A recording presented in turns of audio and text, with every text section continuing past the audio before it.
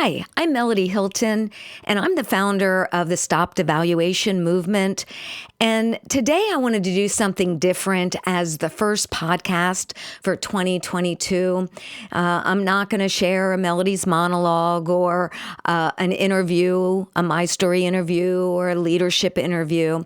But I've been pondering today a lot, and I've been reflecting upon this last season of time and assessing my life to find ways to impact others and be a greater voice within culture.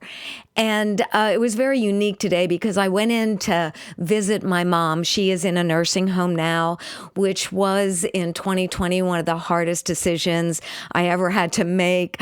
I don't think I ever cried so much and cried so hard in my life because I never wanted to put her in a nursing home. And she lived with us since she was 81 years old. She is now 98. And I was just in visiting her. And what is so beautiful is while I was there, she began to tell me a story about when she was in school and what was required of her before she graduated high school. And so I just want to play this for you, and then we can talk about it a little bit afterwards. Here it is. Before I graduated, I had to learn this poem. I had a principal that was of the high school that was strict. He was a bachelor, but he was strict and honest and upright, and I think he was a Christian. And this is what we had to know. I have to live with myself, and so I want to be fit for myself to know. I want to be able, as days go by, able to look myself straight in the eye. I don't want to stand with the setting sun and hate myself for the things I've done. Wow. Isn't that amazing? Here she is, 98 years old. Her mind is clear. Her mind is sharp. And she's remembering things from 80 years ago, 81 years ago. And what was this that was a part of her life's mantra, a motto that she had, as it were, and it was to live in such a way that as the days go by, she could look herself in the eyes and not regret, not have shame, not have hatred towards herself for the things that she's done. And I think of that silent generation, and I think of so many who lived with an integrity and a morality and a care and a nurturing for one another. And I realized today as she was sharing that, it's like, oh my goodness, that's my mama right there.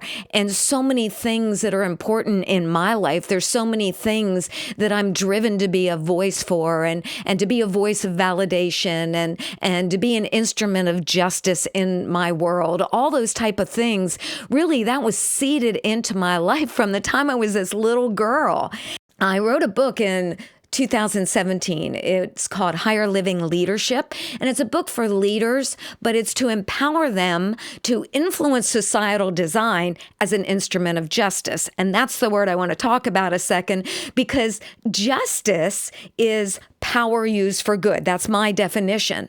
And so whatever platform or position or wealth or opportunities we have, if we use those things for the good of others, then we are being an instrument of justice. And then from that place, I felt so driven to write a book called Unmasking Prejudice. And the byline is Silencing the Internal Voice of Bigotry. I sent it off to the publishers in November 2018, I think it was. And I began to feel so driven to begin to launch a YouTube channel and then later on a podcast, and it would be a movement. And that's what you're listening to now, the Stop Devaluation movement. And it was like this cry coming out of my heart because I saw so much division. I saw so much hatred. I saw so much anger. I saw so much prejudice or prejudgment, not just among races, but generations and religious groups and political ideologies and all those things. And I thought we have to cross these divides. We have to be a people that don't get wrapped up in all the drama and all the chaos, but truly value all of humanity, whether we agree or we disagree. So in November 2018, I launched the Stop Devaluation movement, and that was about 5 months before my book was released. But all this happened before George Floyd in May 2020. All this happened before all the violence in the streets and the defunding of the police and greater measures of the political divide and where people were afraid to show love and care and concern because they were so afraid that they were going to say the wrong words and be judged or stereotyped or condemned. This was all before the pandemic where fear has so escalated. And guess what? When we walk in fear, we do crazy things. We become the opposite of who we are when we are afraid. And so now suddenly people are afraid and they're divided over vaccines and medical education and mandates and masks and all these things. And all these topics are just dividing us more and more. So we really have to make a decision in our life, like my mom's plan that she got from her high school principal. I have to live with myself. You know, when we walk in hatred, when we walk in division, when we are so quick to stereotype and walk with biases that divide us, how can we live with ourselves? Because when I do the wrong thing, I feel bad. If I don't feel bad, then that is scary. Because if I can do bad or evil things and I'm okay with it, then that is really depravity and that is destructive, not just to others, but to ourselves. You know, as my mom shared, I want to be fit for myself to know.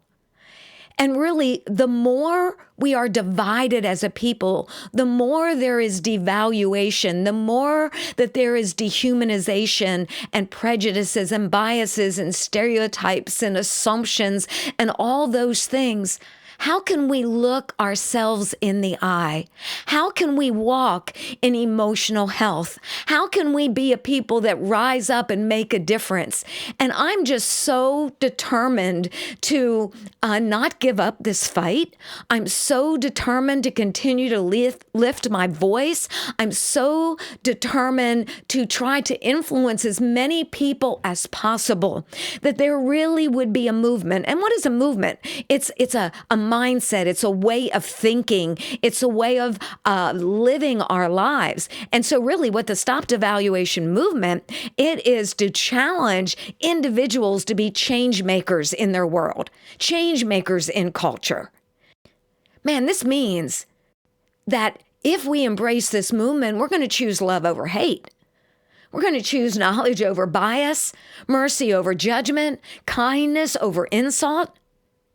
It means that I'm going to be a person that believes and acts out what I believe by speaking the best of everyone.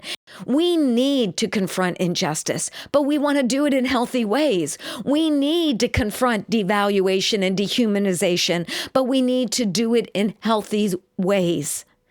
My heart is broken over the great divides. And really, it's just a simple thing I want to share on this first podcast of 2022. Can we go into this year united to value all of humanity? Can we go into this year with a determination in our heart that we are able to look in the mirror and see ourselves and say, the way I'm living, the way I'm speaking to others, the way that I am acting out what is right, just, and true. This is really our opportunity, and this might not be an eloquent podcast, but it's just been the reflections of my heart.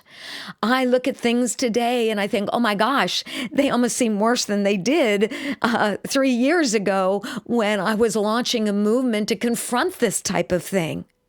If enough of us are willing to pioneer a different way of thinking, a different attitude, a different way of believing, so much so that our actions are good for ourselves, for others, and for our world.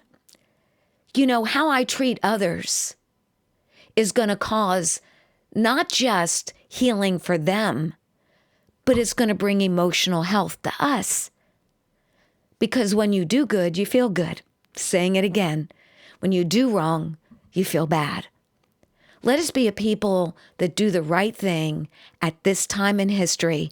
And if there is enough of us globally that partner together to stop devaluation by becoming a validator of others, crossing the divides, celebrating independent thought, building relational and trust equity.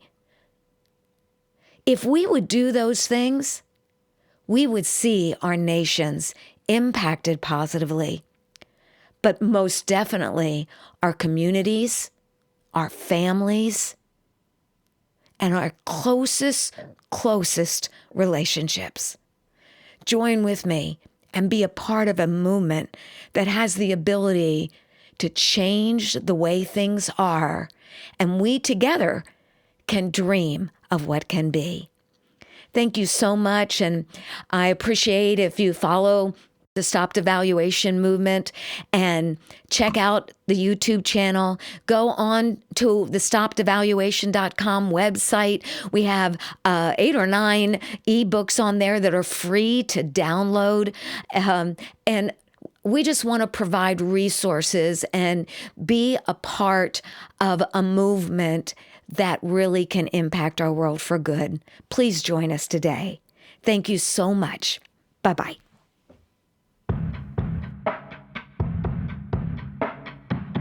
I want to thank you for listening and encourage you to become a part of the Stop Devaluation movement.